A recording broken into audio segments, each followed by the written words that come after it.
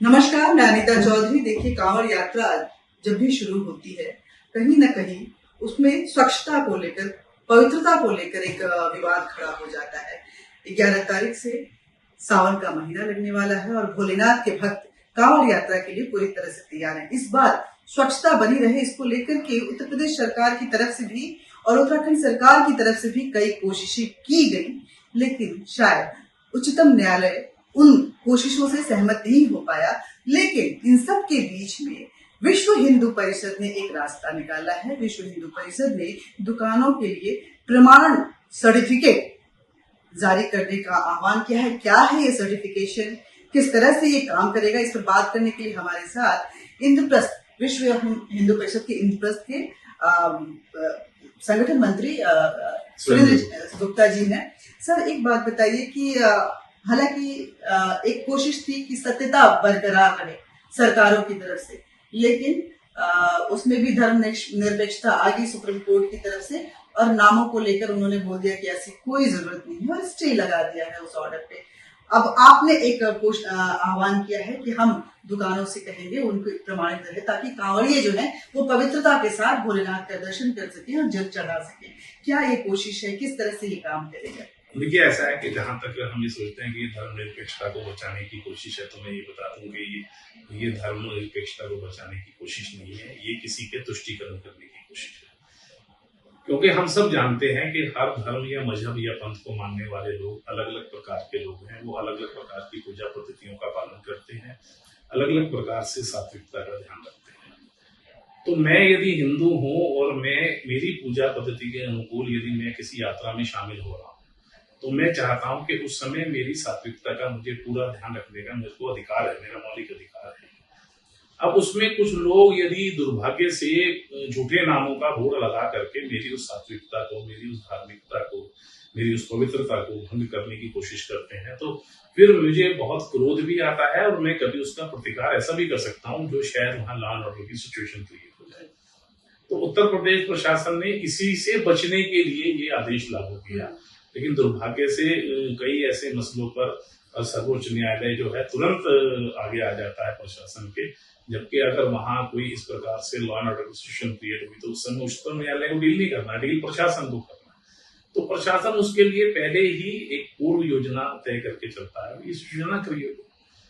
तो जब उच्चतम न्यायालय ने उस ऑर्डर को स्टे कर दिया तो फिर हमने एक बीच का मार्ग निकाला कि ठीक है, हम किसी को मना नहीं कर सकते वो क्या नाम से, झूठे नाम से बोर्ड लगाएगा या किस नाम से करेगा, लेकिन हम जो हमारे शिव भक्त कावड़िए हैं उनका मार्गदर्शन तो कर सकते हैं। हम उनको ये तो बता सकते हैं कि देखिए, हमने किस प्रकार के स्टिकर्स लगाए हैं उन दुकानों पर जहां आपको सात्विक भोजन मिलने की गारंटी है और जहां इस बात की गारंटी है कि आपकी यात्रा की पवित्रता भंग नहीं होगी। तो इसको हमने कहा है स्वैच्छिक प्रमाणीकरण। ये भी विश्व हिंदू परिषद ने किसी पर थोपा नहीं है। जो दुकानदार स्वयं से कहेगा कि हाँ भाई साहब, मैं ये स्टिकर लगाना चाहता हूँ ताकि मैं चाहता हूँ कि शिव भक्त कावड़िए मेरे यहाँ आए और मैं पूरे मान सम्मान के साथ उनको भोजन करा सकूं, उन्हीं दुकानदारों को हम ये स्टिकर देंगे। उसकी पूरी जांच करेंगे हम, यहाँ तक कि जिस रसोई में वो खाना बनाता है उसकी भी हम पूरी जांच करेंगे हमारे कार्यकर्ता। उसके बाद ही हम उसको ये स्टिकर देंगे। इस तरह का स्टिकर रहेगा। ये जो स्टिकर है इसमें हमने लिखा है कि वो घोषणा करेगा कि गर्व से कहो हम हिंदू हैं और सनातन व्यापारिक प्रतिष्ठान। अच्छा। और इसमें विश्व हिंदू परिषद, बजरंग दल और दुर्गा वाहिनी का लोगो। अभी इसको हम इस वर्ष तो नहीं करा पाएंगे, पर इसको हम ट्रेडमार्क रजिस्टर्ड भी कराएंगे इस स्टिकर को, ताकि हम चाहते हैं कि इसके अंदर कोई भी किसी भी प्रकार की न्यूनता ना रहे, यात्रा बिल्कुल सुरक्षित। वही मैं पूछने वाली थी, इसका बेजा इस्तेमाल नहीं होगा ऐसा आप कैसे सोच सकते हैं? हाँ, जो नाम बदल के रख सकते हैं वो स्टिकर का इस्तेमाल नहीं कर सकते हैं। लेकिन दो बातें हैं, एक तो इसमें हमारा लोगो है, हमारे लोगो का इस्तेमाल कोई हमारी मर्जी के बगैर नहीं कर सकता। अगर कोई करेगा तो उसके ऊपर हम कानूनी कार्रवाई करेंगे।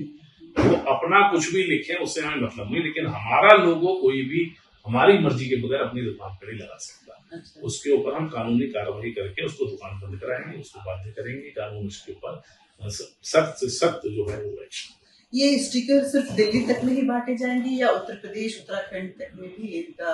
ये पहल दिल्ली विश्व हिंदू परिषद की है।